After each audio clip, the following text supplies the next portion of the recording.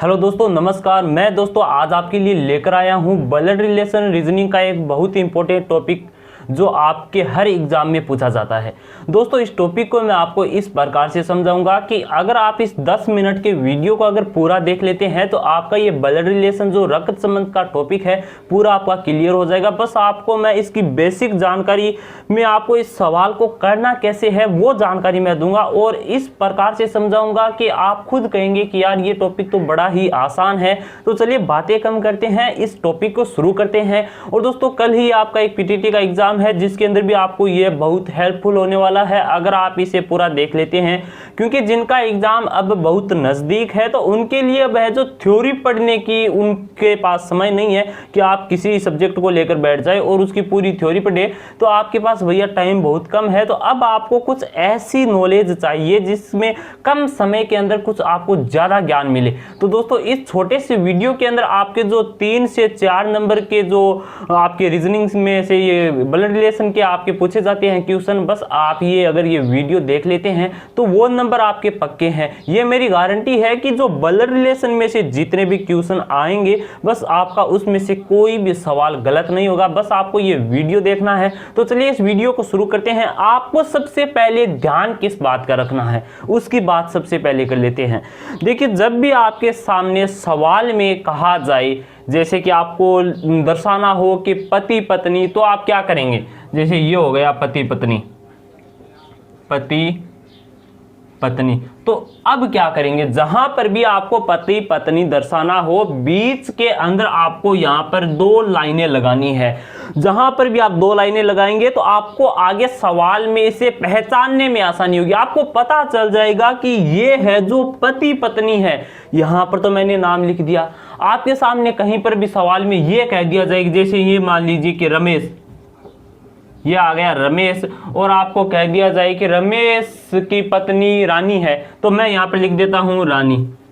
ठीक है, तो ये रानी लिख दिया। आपको अब तो पता है सवाल कह रहा है, लेकिन सवाल को आप जब पूरा कर लेंगे और आपसे पूछा जाए रानी कौन है तो भैया आप भूल जाओगे यार, क्योंकि सवाल काफी बड़ा होता है तो उसके अंदर आपको ये याद रखना मुश्किल होता है। लेकिन आप अगर यहाँ पर ये 2 लाइनें लगा देते हैं तो आपको पता है कि जहां पर भी पति पत्नी का संबंध होता है ये जो 2 लाइनें हैं सिर्फ वहीं पर लगाई जाती है। तो मैं बस आपको ये संकेत समझाना चाहता हूं कि जहां पर भी 2 लाइनें आप लगाएं आपको ये समझना है कि ये है जो इनके बीच में जो संबंध है पति पत्नी का है। लेकिन जहां पर आपको भाई बहन का संबंध दर्शाना हो, जैसे कि आपके सामने कह दिया जाए कि मुकेश, ये हो गया मुकेश और मुकेश मीना भाई बहन है, तो आप क्या करेंगे? ये यहां पर मैं लिख देता हूं मीना। तो अब आप इनके बीच में कौन सा चिन्ह यूज करेंगे तो वो बता देता हूं। जब पति पत्नी का नाम आता है तो 2 लाइनें, लेकिन भाई बहन का जब नाम आता है उनका संबंध दर्शाना हो तो वहां पर आपको सिर्फ एक ही लाइन लिखनी है। तो ये देखिए, ये जहां पर भी आपको एक लाइन दिखाई दे, मान लीजिए ये है जो दोनों भाई बहन है, लेकिन आपको कहीं पर ये कह दिया जाए कि जो मुकेश का पिता है जो रमेश है, तो आप क्या करेंगे? तो अब पिता पुत्र का या पिता पुत्री का जहां पर भी आपको संबंध दर्शाना हो तो क्या करेंगे? तो आपको ये करना। आप एक बात मुझे ये बताइए, हमारे जो पिता है और हमारी जो दादाजी है वो पिताजी हमसे बड़े होते हैं और पिताजी से भी बड़े होते हैं हमारे दादाजी। तो देखिए आप क्या करेंगे, ये आप इस प्रकार, ये आप मान लिया मुकेश है तो मुकेश के पिता मैंने आपको कहा रमेश, तो आप रमेश है जो आपसे छोटा थोड़ी ही है या फिर आपकी जो पीढ़ी है या फिर आपके बरोबर का थोड़ी है, आपसे वो बड़े हैं। तो बड़े हैं इसलिए आप क्या करेंगे? उन्हें ऊपर की तरफ लिखेंगे। तो मैं यहाँ पर लिख देता हूँ रमेश। ठीक है, यहां पर मैंने लिख दिया रमेश। जहां पर भी जो नाम आप यूज करते हैं और उसके ऊपर भी आप एक नाम यूज करते हैं, जैसे कि मैंने यहां पर लिखा मुकेश और मुकेश के नाम के ऊपर मैंने लिख दिया रमेश, तो इसका मतलब क्या है कि मुकेश का पिता है जो कौन है? रमेश है। और इसके ऊपर भी मैं ये लिख दूं कि रमेश के पिता है जो कौन है, यहां पर मैं लिख दूं रवि, लिख देता हूं रविशंकर। ठीक है, तो अब आपको क्या पता चला कि मुकेश के पिता रमेश है और रमेश के पिता रविशंकर है, यानी कि मुकेश के जो दादाजी है वो कौन है? रमेश के दादाजी है रविशंकर। तो मैंने आपको समझाने की कोशिश की है। जो आपसे बड़े होते हैं, जितने बड़े हो उतने ऊपर लिखते जाइए। आपको रविशंकर के या फिर रमेश के दादाजी दिखाने हैं तो आप यहाँ पे लिखेंगे, ये रविशंकर के तो और ऊपर जाएंगे। इस प्रकार से आपको सवाल के अंदर लिखते जाना है। तो अब आपको क्या करना है कि मुकेश की जो आपको माँ को दर्शाना है कि ये मुकेश की माँ है, तो आप क्या करेंगे, तो भैया आपको सिर्फ 2 लाइनें लगानी है और रमेश की माँ है जो आप यहाँ पर लिख सकते हैं रानी। तो अब आपको पता चल गया कि मुकेश की जो माँ है वो कौन होगी, रानी होगी। तो अब आपको यहाँ पर साफ साफ दिखाई दे रहा है कि मुकेश के पिता रमेश है और इनकी पत्नी कौन है, रानी है। तो रानी मुकेश की क्या हुई, माँ हुई। तो ये बात आपको समझ में आ गई है। तो भाई बहन का जब रिश्ता दर्शाना हो तो आपको इस प्रकार से दर्शाना है। और जब आपको अपने पुत्रों की बात करनी हो तो आप अपने पुत्रों को दर्शाएंगे तो आप उन्हें नीचे लिख देंगे। आपको ये तो मैंने बता ही दिया है कि जो आपके पुत्र होते हैं वो आपके नीचे, जैसे कि रमेश का ये पुत्र मुकेश है तो ये इसके नीचे आ गया, और मुकेश का पिता रमेश है तो ये इसके ऊपर आ गया। ये बात समझ में आ गई आपको। अब आपको मैं एक बात और बताता हूँ। आपको कई सवालों में ये भी पूछा जाता है कि इस परिवार में आपके सामने कुछ नाम दिए होंगे, ये इसका पुत्र है, ये इसका पिता है, ये इसका भाई है, और आपको अंत में आपसे पूछा जाता है कि इस परिवार में पुरुष सदस्यों की संख्या कितनी है। तो उस बात को आपको याद रखने के लिए, ध्यान में रखने के लिए, जब भी आप सवाल बनाते हैं इस प्रकार से ये लाइनें लगाकर, जब भी आप सवाल बनाते हैं तो आपको 2 चिन्ह यूज करने हैं। वो 2 चिन्ह आपको सिर्फ 2 ही चिन्ह यूज करने हैं। जहां पर भी आपको स्त्रीलिंग शब्द दिखाई दे, स्त्री यानी कि लड़की का नाम या औरत का नाम या फिर पति पत्नी दादी या कुछ भी जो स्त्रीलिंग का जो नाम आता है, उसके लिए आप एक इस चिन्ह का यूज करें, जो ये माइनस का चिन्ह है, आप इसका यूज करें। जहां पर भी आपको मान लीजिए स्त्रीलिंग का ये रानी हो गया तो इसके ऊपर आप ये यूज करिए, मीना हो गया तो इसके ऊपर ये करिए, पत्नी हो गया तो इसके ऊपर ये कीजिए, दादी हो गया तो उसके ऊपर आप ये कीजिए। तो ये जो माइनस का चिन्ह है आपको यूज करना है। और जहां पर भी पुल्लिंग शब्द, पुरुष शब्द आए या पुरुष का कोई नाम आए तो वहां पर आप क्या करेंगे, वहां पर आपको शब्द इस चिन्ह का यूज करना है।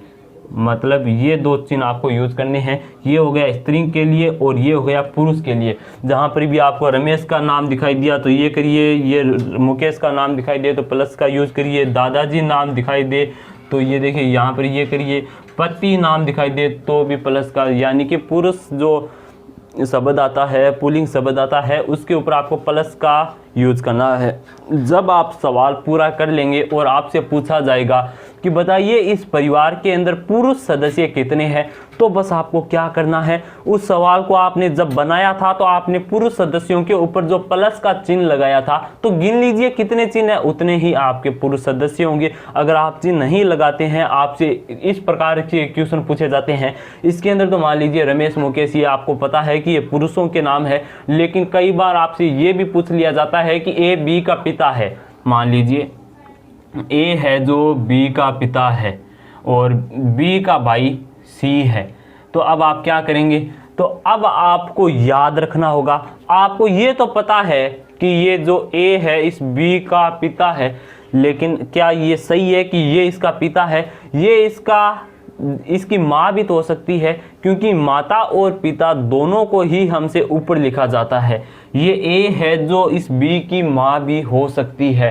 अब आपको याद क्या रखना है, आपको साफ साफ कहा गया है कि ए अगर बी का पिता है तो आपको ये चिन्ह यूज कर लेना। अब आप है जो कॉन्फिडेंस से कह सकते हैं कि हाँ ये जो ए है बी का पिता है।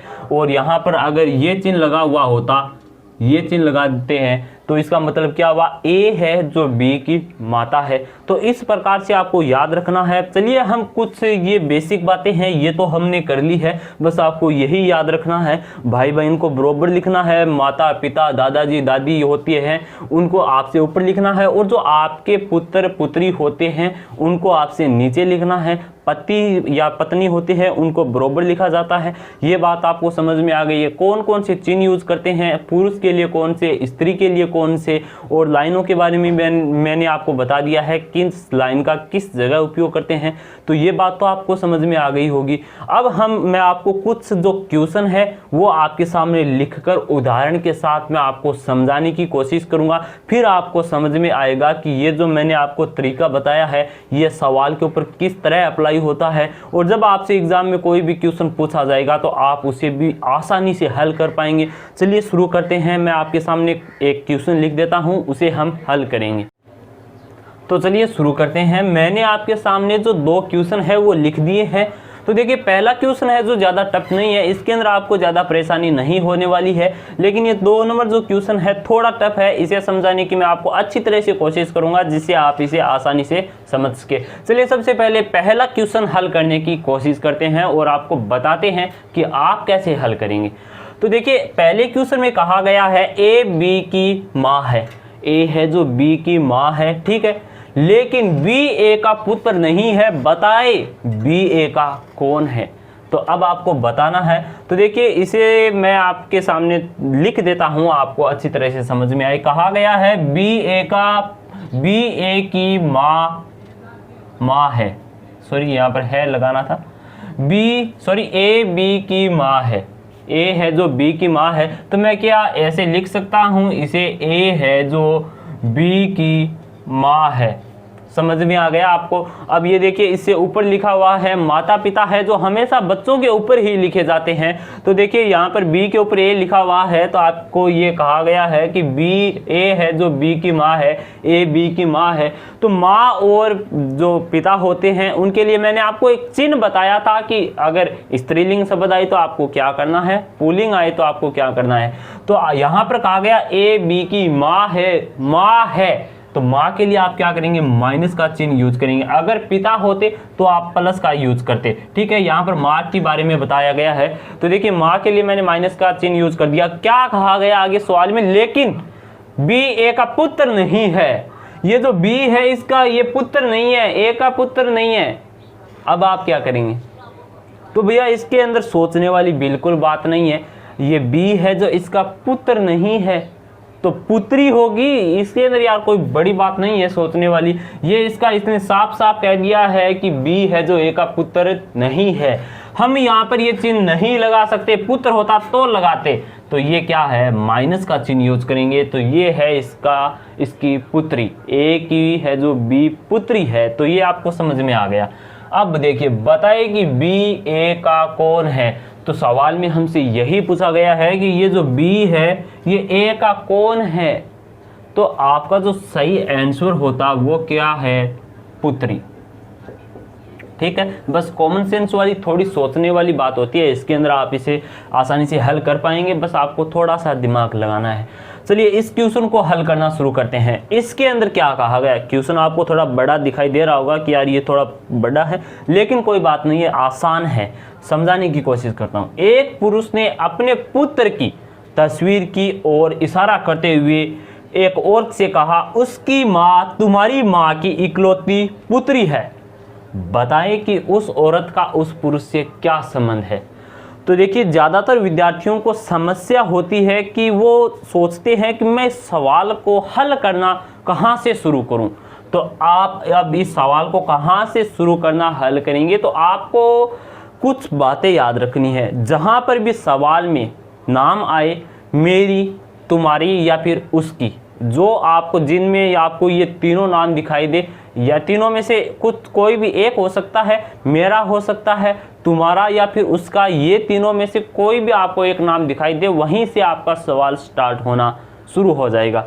यहाँ पर देखिए, एक पुरुष ने अपने पुत्र की तस्वीर की ओर इशारा करते हुए एक औरत से कहा, यहाँ तक आपका सवाल स्टार्ट नहीं होगा, यहाँ से होगा। उसकी माँ, किसकी, उस अपने पुत्र की माँ के बारे में बात कर रहा है। अपने पुत्र की तस्वीर की ओर इशारा करते हुए, अपने पुत्र की तस्वीर की ओर इशारा करते हुए कहा कि उसकी माँ है, अपने पुत्र की माँ है। तो देखिए उसकी माँ बनाते हैं, ये हो गया पुत्र जिसकी ओर वह व्यक्ति इशारा कर रहा है, ये हो गया पुत्र। उसकी माँ, यहाँ से सवाल स्टार्ट हो रहा है। देखिए उसकी माँ, तो ये उसकी माँ बना देता हूँ मैं। देखिए ये हो गई उसकी माँ, ठीक है। आगे चलिए, तुम्हारी माँ की इकलौती पुत्री है, तो तुम्हारी माँ, तो ये उसकी माँ बना देता हूँ मैं। देखिए ये हो गई उसकी माँ, ठीक है। आगे चलिए, तुम्हारी माँ की इकलौती पुत्री है, तुम्हारी माँ किसे कह रहा है? उस औरत से कह रहा है कि उस पुत्र की माँ है जो तुम्हारी माँ की इकलौती पुत्री है। तो देखिए आप क्या करेंगे कि वो जो औरत है उसे कह रहा है कि तुम्हारी माँ, तो उस औरत की माँ बनाते हैं हम। तो देखिए ये मान लीजिए मैं औरत बना देता हूँ, थोड़ा आपको समझाने के लिए मैं सवाल को विस्तारित कर रहा हूँ। ये हो गई औरत। अब औरत से कह रहा है कि तुम्हारी माँ, तो अब इसकी माँ बनाते हैं, ये हो गई इसकी माँ की इकलौती पुत्री है। तो इकलौती पुत्री है। अब आपको सोचने वाली बात है, इकलौती पुत्री का मतलब होता है सिर्फ एक ही पुत्री है, और वो कौन है? उस लड़के की, उस पुत्र की माँ है। तो देखिए ये जो औरत है इसकी जो माँ है, इसके सिर्फ एक ही पुत्री है। इकलौती पुत्री कौन है? तो इकलौती पुत्री का मतलब तो यही हो गया, यही औरत है जो इसकी इकलौती पुत्री हो गई। और यही इस सवाल के अंदर कहा गया है कि जो उस लड़के की जो माँ है वो तुम्हारी माँ की, जो उस लड़के की माँ है वो तुम्हारी माँ की इकलौती पुत्री है। तो आप क्या समझे? तो इसका जो सही आंसर होगा वो यही होगा कि वो जो औरत है वो औरत यही है, यही जो माँ है उस लड़के की वो औरत है, और इसकी जो माँ है वो यहाँ पर आएगी माँ। कहने का मतलब ये है जो इस औरत की जो माँ है ये इसके लगी नानी, और ये जो औरत है ये इस लड़के की माँ है। ठीक है, वो पुरुष है जो किसे कह रहा है ये बात? उस लड़के की माँ को कह रहा है। जो लड़का उस पुरुष का खुद का है, कहने का मतलब वो पुरुष अपनी पत्नी से ये बात कह रहा है कि मेरा जो पुत्र है उसकी माँ तुम्हारी माँ की इकलौती पुत्री है। कहने का मतलब उसकी जो लड़के की जो नानी है उसके सिर्फ एकमात्र ही जो पुत्री है वो उस लड़के की माँ है। तो ये बात इसके अंदर कहा गया है। अब सवाल में देखिए क्या पूछा गया है, इकलौती पुत्री है, बताएं कि उस औरत का उस पुरुष से क्या संबंध है। जो औरत है, ये जो औरत है और जो पुरुष है मतलब लड़के का पिता, तो इनके अंदर संबंध पूछा गया है कि ये औरत है, इस जो लड़के के पिता के बीच में क्या संबंध है, इस व्यक्ति के और इस औरत के बीच क्या संबंध है। तो ये मैंने आपको बता दिया कि ये जो लड़के का पिता है तो ये इनकी पत्नी हो गई, मतलब ये इस लड़के की माँ है और वो इसका पिता है। तो इन दोनों के बीच पति पत्नी का संबंध हो गया। तो इस औरत के बीच में इसका संबंध है, ये इसकी पत्नी हो गई। तो आपको यहाँ पर इसका आंसर होगा, ये औरत है जो उस व्यक्ति की पत्नी है और जो उस व्यक्ति का लड़का है उसकी ये माँ है। ये बात आपको समझ में आ गई होगी। चलिए एक क्वेश्चन को हल और करते हैं।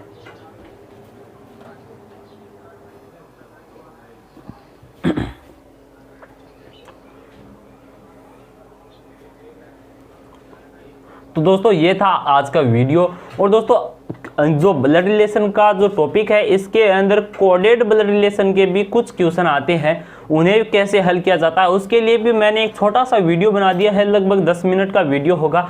उस वीडियो को अगर आप पूरा देख लेते हैं तो आपका जो उसके अंदर भी सारा जो आपका डर है वो दूर हो जाएगा, वो आपको बिल्कुल समझ में आएगा। मैंने इसी प्रकार से बनाया है। मान लीजिए आपको कोडेड ब्लड रिलेशन के बारे में बिल्कुल भी पता नहीं है, इस बात को सोचते हुए मैंने वो वीडियो आपके लिए बनाया है, और अगर आप वो वीडियो देख लेते हैं तो वो आपको बिल्कुल समझ में आ जाएगा।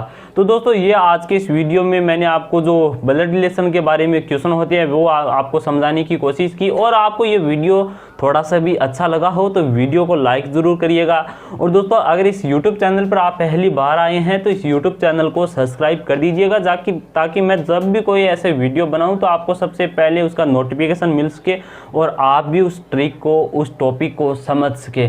तो दोस्तों आज के लिए बस इतना ही, मिलते हैं अगले वीडियो में। धन्यवाद दोस्तों।